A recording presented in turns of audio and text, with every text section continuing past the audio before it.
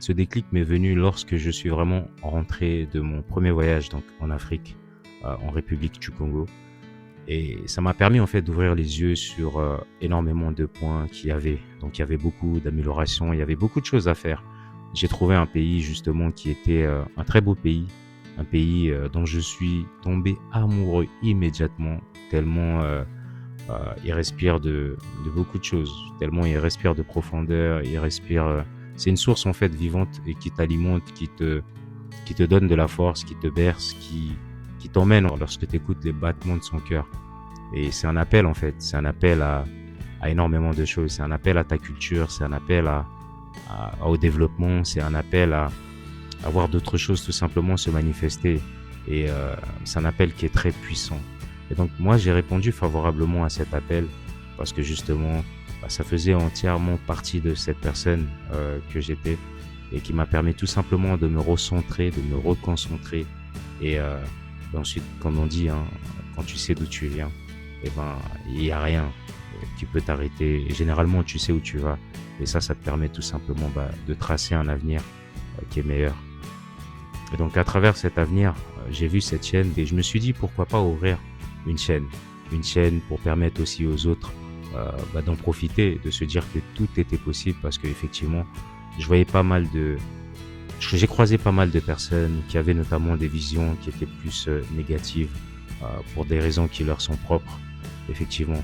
Donc voilà, il faut tout pour faire un monde et chacun a sa vision, chacun a sa manière de voir les choses, chacun a ses analyses. Et je pense qu'à ce niveau-là, il faut être assez ouvert d'esprit pour comprendre tout un chacun et voir effectivement la réalité. Et je pense que toute réalité, tout quotidien est emmené en fait à évoluer, à changer. Euh, mais effectivement, c'est vrai qu'il faut le vouloir. Alors, au-delà de ce qu'il faut le vouloir, il faut aussi comprendre tout ce qui peut permettre justement de faire différemment, d'avancer, en gros. Et c'est à ce niveau-là que beaucoup de personnes voient tout simplement un avenir maussade et se disent qu'il est trop tard, qu'on ne peut plus évoluer, qu'on ne peut plus changer les choses, que voilà, ils ont une vision qui est absolument noire. Et ça fait notamment de certaines choses dont on ne peut pas forcément aborder, tellement l'esprit parfois est fermé. Et je trouve ça dommage parce que lorsqu'on se concentre uniquement sur le négatif, on ne peut pas évoluer. On ne peut pas évoluer, que ce soit mentalement, que ce soit positivement, que ce soit que l'on puisse voir en fait différemment les choses. Et ne serait-ce que par exemple pour proposer, se projeter. Donc ça, c'est très difficile en fait pour beaucoup de personnes qui ont une vision qui est certes alimentée par un vécu, qui est alimentée par un quotidien, qui est alimentée par toute chose en fait que l'on croise à tout moment, à chaque instant. Ça, c'est tout simplement dommage parce que justement, l'avenir doit changer. En fait, il faut pouvoir, moi je pense qu'il faut pouvoir s'adapter. Alors, il faut beaucoup de capacité d'adaptation. Effectivement, vous me direz, il y a beaucoup de manques et faut se l'admettre. Mais je vois également certaines choses en fait commencer à changer. Alors, il y a peut-être une prise de conscience aussi de manière globale. Il y a quand même de l'amélioration. Quand tu essaies de prendre un petit peu la température, tu te rends compte que il y a un bon vouloir. Alors après, je pense il y a peut-être un excès chez, dans beaucoup de personnes parce que il y a peut-être un trop plein aussi. Et il est difficile en fait de voir peut-être différemment. Mais moi, je pense que rien n'est perdu. Rien n'est perdu. Bien au contraire, il y a un bel avenir. Et je pense que l'avenir qui se présente à nous, il faut essayer de voir un petit peu les grandes lignes. Il faut essayer de pousser un peu au-delà de certaines idées.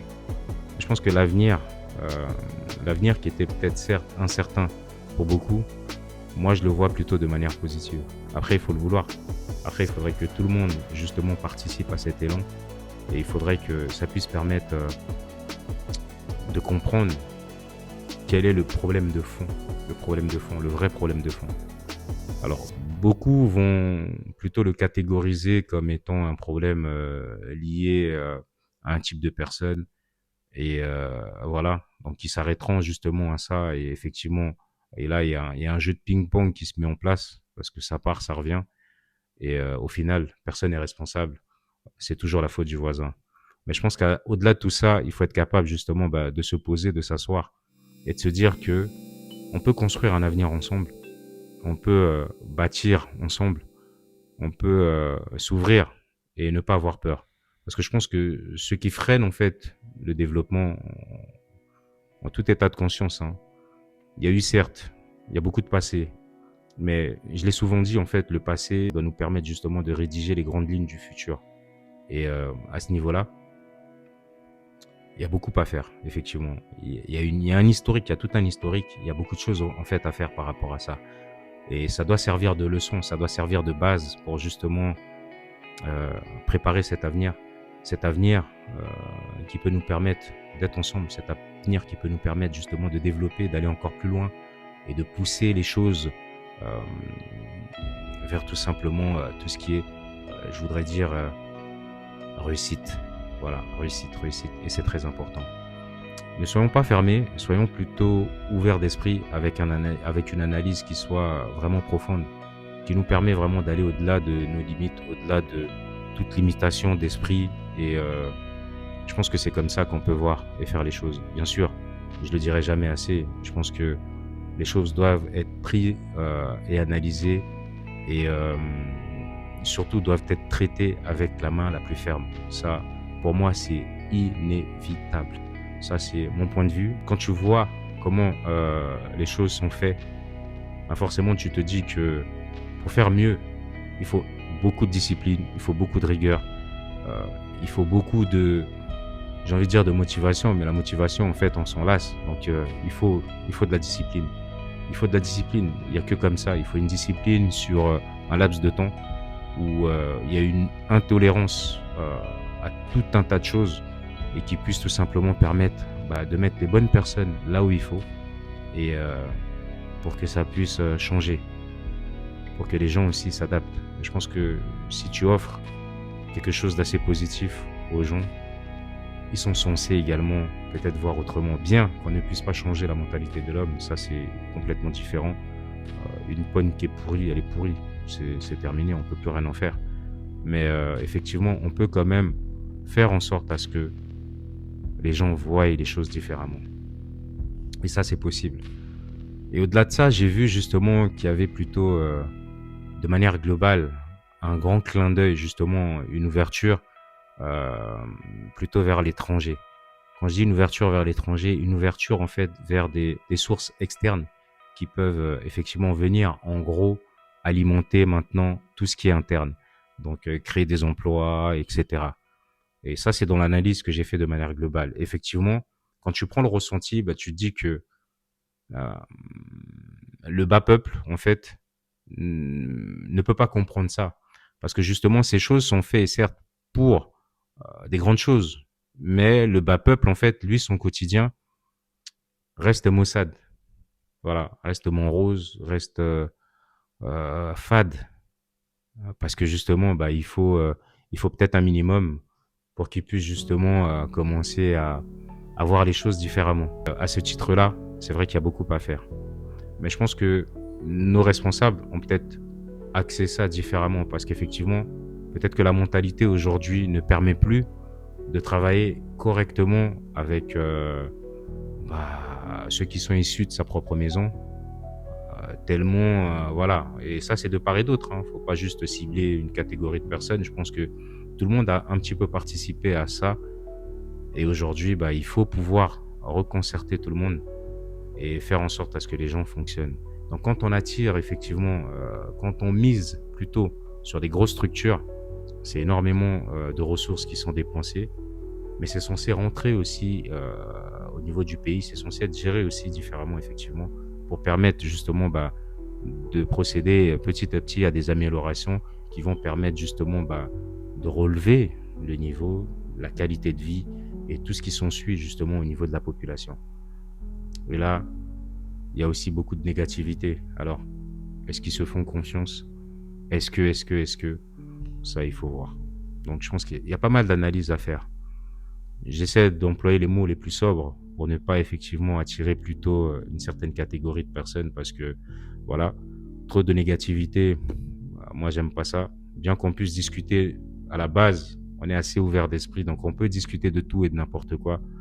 Mais effectivement, t'en as qui sont un petit peu trop fermés et qui parfois manquent d'éducation. Et c'est pas de, c'est pas de cela dont j'ai besoin, effectivement. Mais j'ai besoin plutôt de vous, vous qui avez une analyse assez poussée, vous qui êtes assez ouvert d'esprit. Peu importe, hein, on parle pas de clan, on parle pas de, voilà, qu'importe. Mais tout simplement ces enfants qui ont envie de voir et qui sont motivés et déterminés à voir justement ce beau pays évoluer, ce beau pays reprendre ses lettres de noblesse, ce beau pays justement s'améliorer.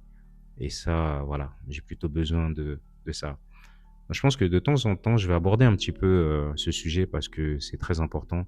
J'ai envie de voir, et ça c'est un grand rêve, de voir ce pays vraiment ouvert et évoluer. Parce que c'est pas un potentiel, c'est une réalité. C'est un pays qui est extrêmement riche, on se le dira jamais assez. Moi, je pense que peut-être fait différemment, ou c'est un pays qui est très très loin.